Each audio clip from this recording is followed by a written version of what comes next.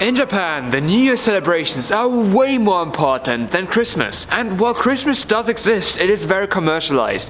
And it's a holiday that you spend with friends rather than you with a family. And New Year's, that's the part that you do spend with a family. So it's basically the reverse to what we have in the West. And I, this year, had the luxury to spend Christmas and New Year's here in Japan. And it was a bit sad, you know. Christmas evening without family with a bag of crisps. Disregard that. But what is really interesting is that Japan obviously has a bunch of traditions that they do during the New Year and the end of year before that as well. And this video is about those end of year and New Year traditions. Right, it's the 15th of December and a student organization at my university has organized an event. And that event is for making mochi rice cakes, as well as these little braids called Shimena. Shimena. Arigatou gozaimasu. Together, they form Kagami Mochi. This is a decorated rice cake that is said to contain the Toshikami, or the New Year's god. Japanese families usually place one of them in each room of the house, as it is said to give you more luck as more spirits are attracted with each Toshikami. So let's get on making the braids first. 2 flowers, a piece of origami, another small braid, and a banner reading "Welcome Spring" are glued to the shimenawa. Kawaii. Now, onto the making of the mochi dough, also called mochitsuki. This procedure requires 2 people, one person swinging the mallet and another turning the rice dough over as well as adding water. This process creates the sticky, malleable and chewy texture of the mochi rice cakes, which makes it really delicious. It is also a big moment in a boy's life to be allowed to swing their mallet for the first time. So, well, I was pretty happy. It was my first time swinging it after all. Usually, the rice cakes aren't consumed until a ceremony called Kagami Biraki, which occurs 2 weeks after New Year's Eve. But since this is an afternoon event, we ate the rice cakes right away. It was so delicious. And knowing that I took part in preparing it, well, that made it just taste so much better. Minasan, Merry Christmas! Merry Christmas! Happy New Year!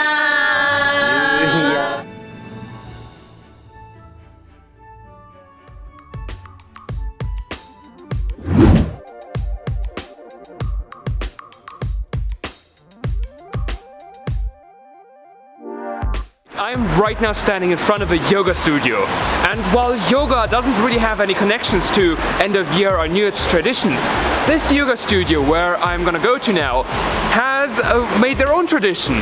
What they do is they get their members to perform 108 sun salutations. That's a complex yoga pose in a row. It's gonna be taking around 2 hours and I'm gonna do that too. Well, I hope I won't die, but I probably will. So the purpose behind this tradition, well, I don't really know right now. So instead of, hastily explaining it poorly now, I'm gonna narrate it for you. So, switching to narration.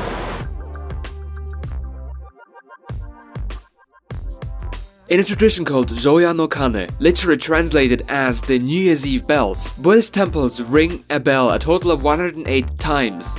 The number 108 represents the amount of worldly desires that a person experiences through the course of their life. And in an effort to rid the people of those worldly desires accumulated throughout the year, Buddhist temples hit a bell a total of 107 times before the new year and the last 108 strike just as the new year starts. And what better way to honor this tradition than to do some yoga and get some exercise along with it? I'm in the yoga studio right now, and this is me beforehand before doing the yoga exercises. And well, let's see how it is afterwards.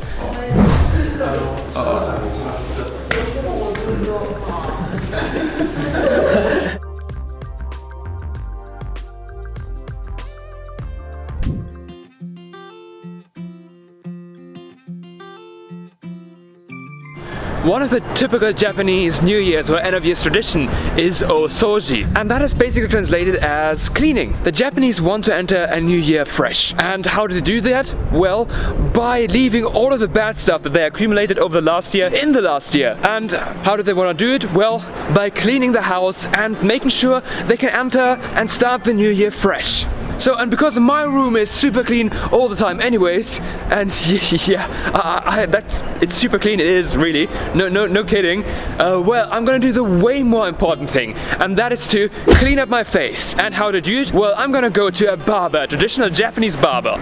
So, and this particular barber has been in business for 55 years. He has 55 years of experience and is about to go into retirement, and I have the chance to go and get barbed by him. I'm really excited for it, and the best thing about it is that I don't have to pay for it. Why? Because I'm actually modeling for an ASMR video this time.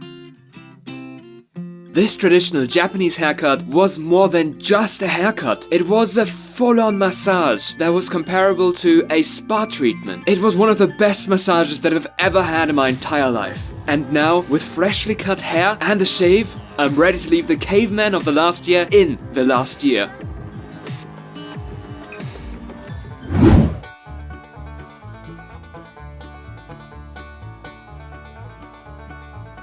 For some reason, KFC is really popular here in Japan during Christmas. Well, how did this come to be? Well, the company saw that the foreigners who were living in the country ate chicken during Christmas.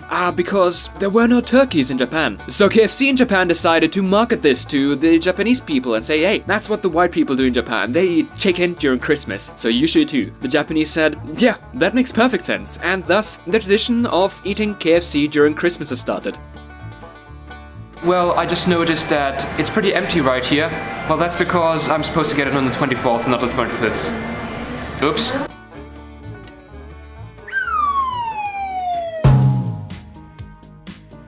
I am now meeting with my lab at the university. Why? Good question. We are headed to an all-you-can-eat and drink for our special end-of-year celebrations called a Bonenkai.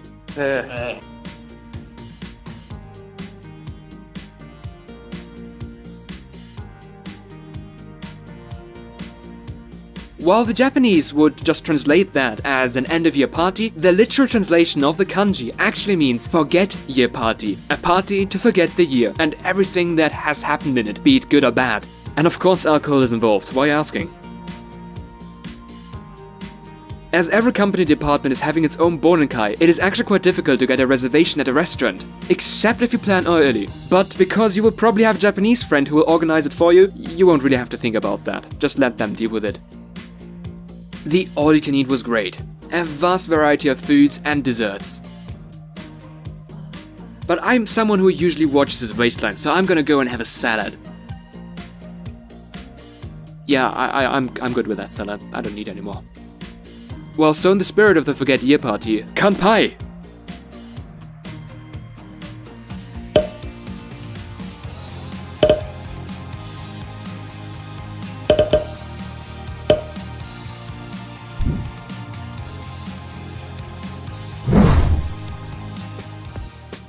Right, I'm right now standing near Nagoya Castle, and supposedly there is a countdown event going on for the new year. And there seem to be people around here, so I guess there is something going on here. Otherwise, if there's nothing there, I'm just gonna go home and, be alone. Well, let's hope I don't have to do that. Let's hope there is something here, but I think there is. I'm confident in it.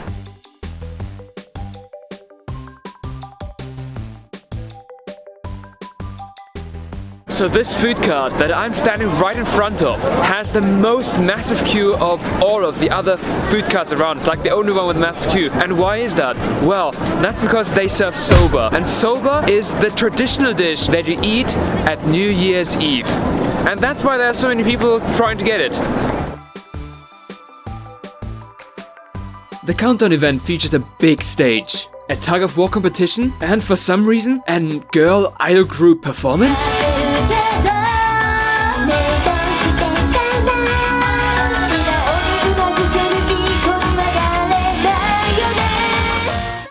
I mean, it wouldn't be Japan if it didn't have at least one crazy thing at an event like this one. I ain't even mad. It was actually pretty good. But maybe one thing that you can notice here is that people tend to come with the families rather than the friends. Because New Year's in Japan, that's an event for the family. But now, onwards to the countdown.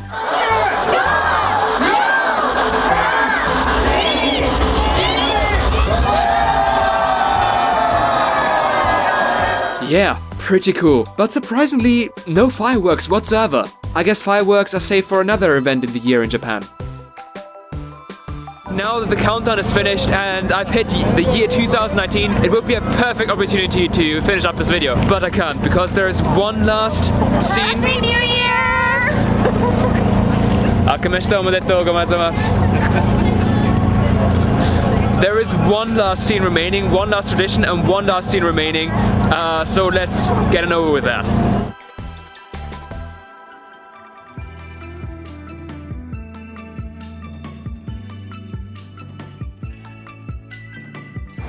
If you ever feel like Japan doesn't have too many people, you need to go to a shrine at January the 1st, because holy hell, I can't even get further anymore because there's just so many people there, and I've been to this place before. This is massive. While the Japanese people aren't very religious, they are very traditional, which is why they follow the traditions of the country. And yeah, that is to go to the shrines. And this tradition, this first visit of the year to the shrine, is called Hatsumode. It is very important for the Japanese to get their first prayer of the year done right. Some people even go to temples rather than shrines if they feel more connected to Buddhism rather than Shintoism.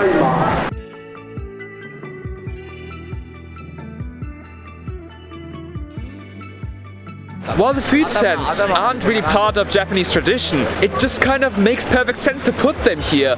Because with these massive people hungrily waiting for their turn to pray at the shrine, it makes perfect sense to put up these food stands. So, well, they're going to be making bank today.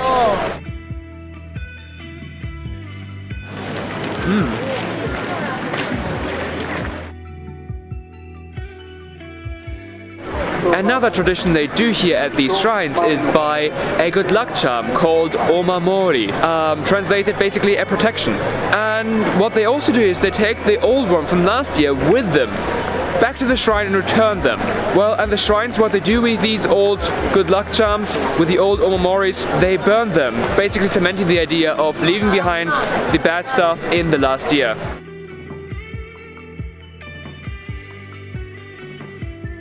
Basically because it's so damn full here, I have no way of being able to get any further in. So you know what? Thank you so much for watching. Make sure to like and subscribe, and I hope you like these traditions of Japan.